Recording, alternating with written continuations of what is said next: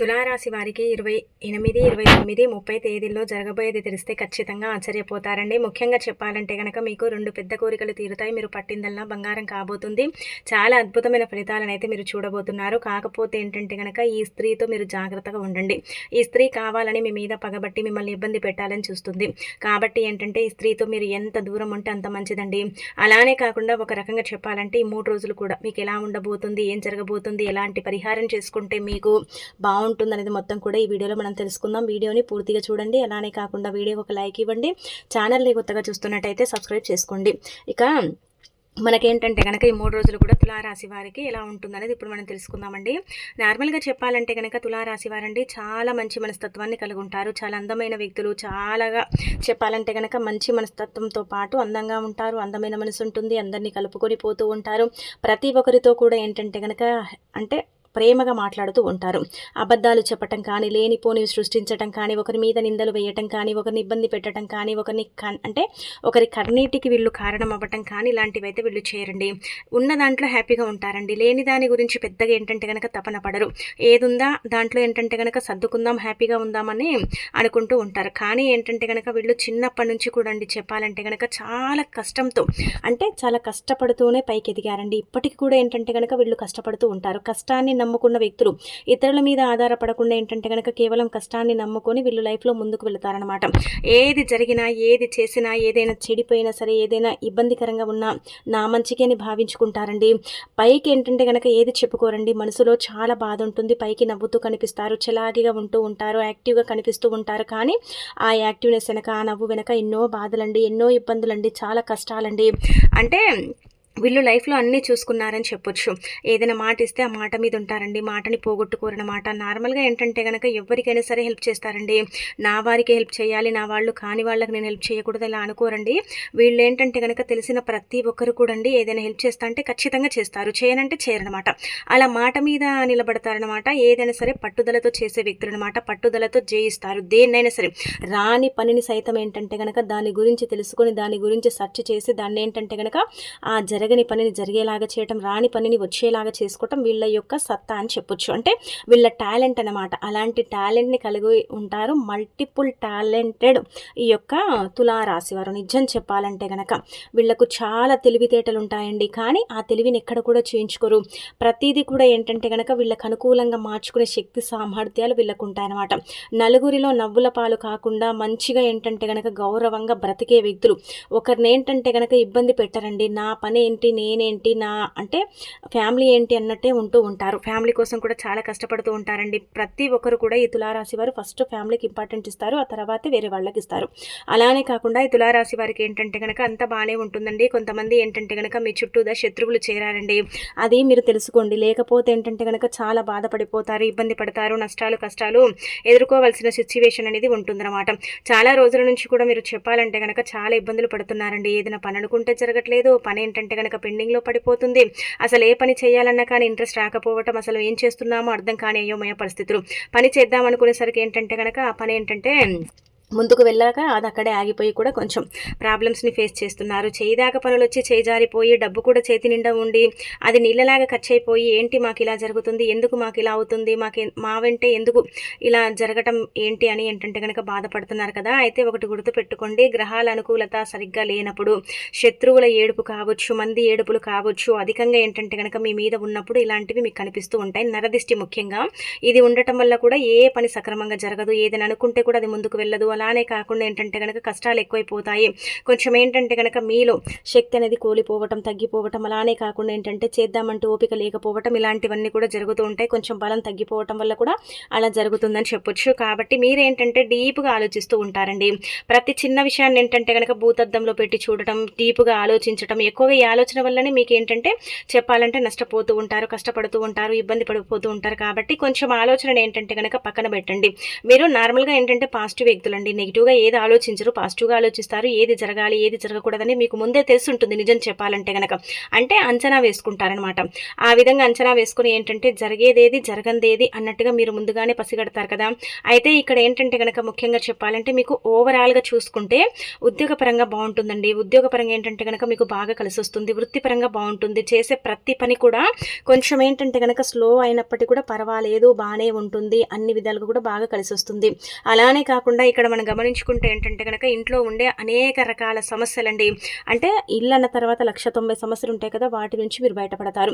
అన్నిటి నుంచి బయటపడతారని చెప్పట్లేదు కానీ, మీకు ఈ మధ్య కాలంలో వస్తున్న ప్రాబ్లమ్స్ ఉన్నాయి కదా! వాటి నుంచి మీరు 100% బయటపడే అవకాశం అయితే ఎక్కువగా కనిపిస్తుందనమాట.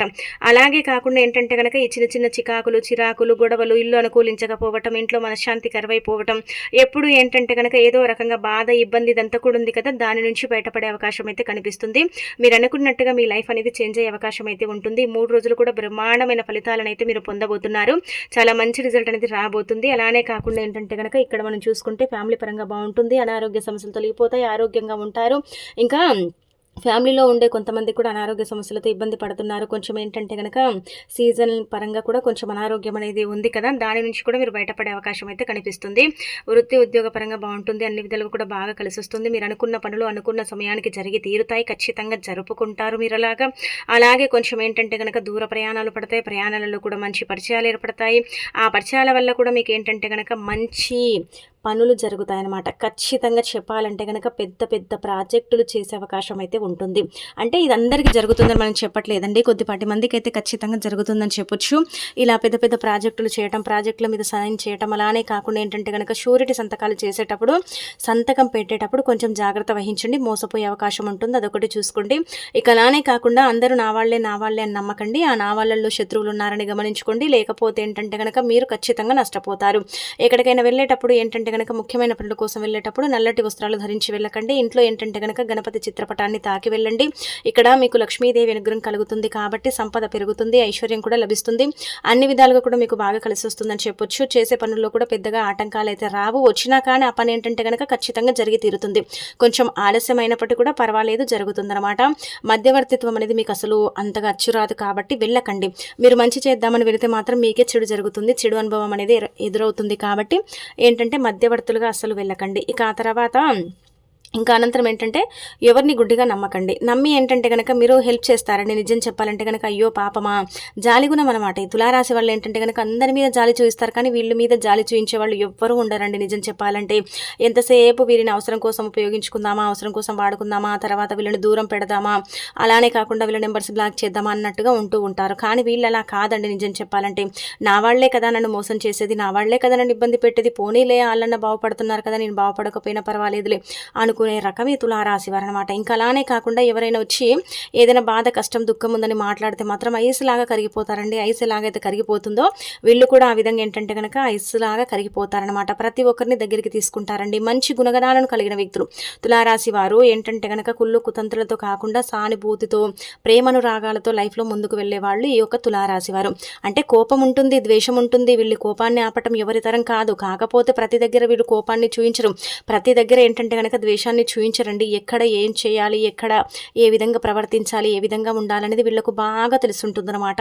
వీళ్ళ పెంపకం కావచ్చు, ఉండే విధానం, పద్ధతి అంతా కూడా బాగుంటుందండి. చాలా మంచి మనస్తత్వాన్ని కలిగి ఉండే వ్యక్తులు అనమాట.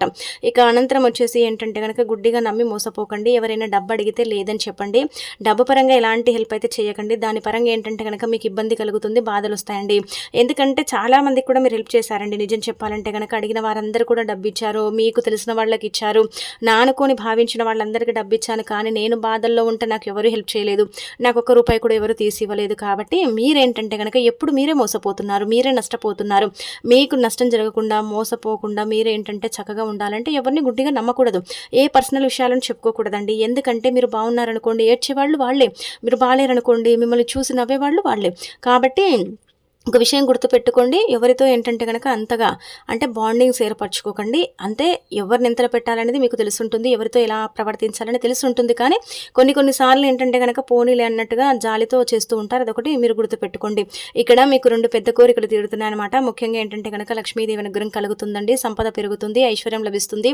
అన్ని విధాలుగా కూడా బాగా కలిసొస్తుంది. చిట్టి రూపంలో డబ్బు రావటం, అప్పులు తీర్చుకోవటం, అప్పులు మీరు కూడా ఇచ్చే స్టేజ్‌కి వెళ్ళటం, ధన ద్వారాలు తెచ్చుకోవటం, ధనం రావటం, ఐశ్వర్యం కలగటం ఇదంతా కూడా జరుగుతుందని చెప్పొచ్చు. అయితే ఇక్కడ ఇది గుర్తుపెట్టుకోండి. ముఖ్యంగా మనకి 29వ తేదీ అంటే సోమవారం రోజున పౌర్ణమి ఏర్పడుతుందన్నమాట. ఈ పౌర్ణమి చాలా చాలా శక్తివంతమైనది కాబట్టి పౌర్ణమి రోజున లక్ష్మీదేవిని పూజిస్తే సంపద పెరుగుతుందన్నమాట. అలానే కాకుండా బాగా కలిసొస్తుంది. ఎలాంటి ఇబ్బందులు అనేవి ఉండవండి. అందుకే మీరు ఏం చేయండి అంటే గనక ఒక 2 యాలకులు తీసుకోండి. అంటే ఉదయాన్నే లేచి శుచిగా స్నాన కార్యక్రమాలు చేసుకుని ఆ తర్వాత ఉతికిన వస్త్రాలు ధరించి దీపం పెట్టుకొని మీకుండే కష్టాలు పోవాలని, ధనం రావాలని, చక్కగా కలిసి రావాలని, ఎలాంటి ఇబ్బందులు అనేవి ఉండకుండా ఉండాలని సంకల్పం చెప్పుకొని ఆ తర్వాత ఏంటంటే గనక దీపం పెట్టండి. పెట్టిన తర్వాత ఒక యాలక్కాయని ఏంటంటే గనక దీపంలో వేసి సంకల్పం చెప్పుకోండి. మిగిలిన 2 యాలక్కాయలు ఏంటంటే గనక లక్ష్మీదేవి పటం ముందు పెట్టి సంకల్పం చెప్పుకోండి. అమ్మ ధన ద్వారాలు తెచ్చుకొని ధనం వచ్చేలాగా చూడు తల్లి, ఐశ్వర్యం కలిగేలాగా చూడమ్మా, అన్ని విధాలుగా కూడా మాకు బాగా కలిసి వచ్చి ఎలాంటి ఇబ్బంది అనేది లేకుండా చూడు తల్లి. అలానే పోగొట్టుకున్న డబ్బు అంటే ఎవరికైనా ఇచ్చి మనం ఏంటంటే డబ్బు స్టక్ అయిపోయి రాదు కదా, అలాంటి ధనం కూడా వచ్చేలాగా చూడు. మా దగ్గర ఏంటంటే గనక డబ్బు స్థిరంగా ఉండేలాగా చూడు తల్లి. ధనానికి సంబంధించిన ప్రతి సమస్య తీర్చు తల్లి అని సంకల్పం చెప్పుకొని ఈ విధంగా అమ్మవారి పటం ముందు 2 యాలకులు పెట్టి ఆ తర్వాత వాటిని తీసేసి పర్సులో పెట్టుకోండి. చూడండి, పర్సులో చిల్లి గవ్వ లేకపోయినా యాలకులు పెట్టిన తర్వాత ఎంతో కొంత డబ్బు కనిపిస్తుంది. 10 రూపాయలు ఉండే దగ్గర 100 రూపాయలు కనిపిస్తాయి. 100 రూపాయలు ఉండే దగ్గర 200 కనిపిస్తాయి. పెరుగుతుంది కానీ తగ్గదనమాట సంపద. అందుకే ఈ పౌర్ణమి రోజు ఈ విధంగా ఆచరించుకోండి. అలానే కాకుండా లక్ష్మీదేవి అనుగ్రహం కలుగుతుందంటే ఖచ్చితంగా సంపద పెరుగుతుందండి. అది ఏ రూపంలో వస్తుందో మనం చెప్పలేం, అంచనా వేయలేం. కానీ ఆ తల్లి ఏ రూపంలోనైనా సరేనండి సంపద ఇవ్వవచ్చు అనమాట. పౌర్ణమి అంటే లక్ష్మీదేవి చాలా ఇష్టపడుతుంది కాబట్టి ఈ విధంగా చేసుకోవటం వల్ల ధనానికి సంబంధించిన సమస్యలు పోతాయన్నమాట. అందుకే ఇంకా ఆ తర్వాత సోమవారం కూడా ఉంది కాబట్టి శివాలయానికి వెళ్ళటం, శివుడిని కూడా ఇంట్లో పూజించుకోవటం, ఆ తర్వాత అభిషేకం చేయటం ఇలాంటివి చేస్తే కూడా మంచిది. ఈ రోజున ఖచ్చితంగా ఏంటంటే కనుక మీ మనసులో ఏదైనా పెద్ద కోరిక ఉంది, అది తీరట్లేదు, చాలా రోజుల నుంచి అనుకుంటున్నామండి ఈ కోరిక తీరాలని, కానీ మాకు అసలు తీరట్లేదండి ఈ కోరికని బాధపడతారు కదా, అలాంటి వాళ్ళు ఏంటంటే కనుక ఆవుకు బెల్లంతో కూడిన ఆహారం పెట్టండి. ఏమీ లేదు, బియ్యపిండి తీసుకోండి. వరిపిండి బియ్యపిండి అంటాం కదా, చిన్న గ్లాసుడు, టీ గ్లాసుడు, చాలా చిన్న గ్లాస్ అండి, ఒక నిమ్మకాయ సైజ్ అంతా అంటే ఉండను చుట్టేలాగా బియ్యపిండిని తీసుకోండి. అందులో బెల్లం నీళ్లు పోసి ముద్దలాగా చేసి ఆవు ఎక్కడైతే ఉంటుందో అక్కడికి వెళ్ళి ఆవు పాదాలను కానీ నుజ్జి భాగాన కానీ తాకి నమస్కారం చేసుకొని ఈ యొక్క మనం తీసుకెళ్లిన పిండి మిశ్రమం ఉంది కదండి, అంటే మనము ఇలా బెల్లం ముద్ద చేసుకున్నాం కదా, ఆ ముద్దని తీసుకెళ్ళి ఏంటంటే కనుక ఆవుకు పెట్టేయండి, సరిపోతుంది. మీ మనసులో ఏ కోరికున్నా తీరుతుంది. ఒకవేళ ఇది చేయలేమండి అనుకుంటే కనుక ఆవుకు తోటకూర తినిపించండి. ఆ విధంగా కూడా మీ మనసులో ఉండే కోరికలు తీరుతాయి, మీరు కుబేరులాగా మారిపోతారనమాట. చాలా మంచి రిజల్ట్ అయితే మీరు చూసే అవకాశం అయితే ఉంటుందండి. ఆ విధంగా కూడా మీరు పాటించవచ్చు అనమాట. ఇలా మంచి రిజల్ట్ అనేది ఉంటుంది కాబట్టి ఇది కూడా చేసుకోండి. గోవులో సమస్త దేవతలు కొలువై ఉంటారు కాబట్టి గోవుని పూజించటం వల్ల మన సర్వ దరిద్రాలు పోతాయి, అష్టైశ్వర్యాలు సిద్ధిస్తాయి. అలానే కాకుండా మనకేంటంటే మనం కోరుకున్నది కూడా జరగటానికి ఎక్కువగా అవకాశం ఉంటుంది. ఇలా ఏంటంటే ఈ విధంగా ఈ యొక్క తులారాశి వారు మాత్రం ఖచ్చితంగా చేసుకోండి. ఇక ఆ తర్వాత శివుడికి నీళ్ళతో కానీ పాలతో కానీ పంచామృతాలతో కానీ అభిషేకం చేయండి. శివుడి పటం ముందు ఏంటంటే కనుక చక్కగా బిల్వపత్రాన్ని సమర్పించండి.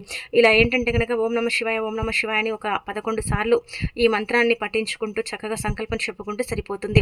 మరీ విపరీతంగా మీ జీవితంలో జాతకంలో దోషాలు ఉన్నాయి, ఈ దోషాలు మమ్మల్ని పట్టి పీడిస్తున్నాయి, జాతక సమస్యలతో మేము ఇబ్బంది పడుతున్నాం, గ్రహస్థితులు కూడా సరిగ్గా లేవు, రాహుకేతు ప్రభావాలు, తీవ్రమైన ఇబ్బందులు, ఏం చేయాలో అర్థం కాదు, ఏదైనా పని చేస్తే కూడా అందులో నష్టాలు కష్టాలు వస్తూ ఉంటాయి, అసలు మాకే ఎందుకు ఇలా జరుగుతుందని బాధపడేవారు పౌర్ణమి సోమవారం ఉంది కాబట్టి 7 గంటల నుంచి ఉదయం పూట ఉదయాన్నే లేచి శుచిగా స్నానం చేసి ఇవన్నీ సమస్యలు పోవాలన్నా బాధలు పోవాలన్నా ఉదయం లేచి చక్కగా ఏంటంటే కనుక స్నానం చేసిన తర్వాత శివాలయానికి వెళ్ళి శివాలయంలో ఏంటంటే కనుక గజస్తంభం దగ్గర దీపారాధన చేసుకోండి.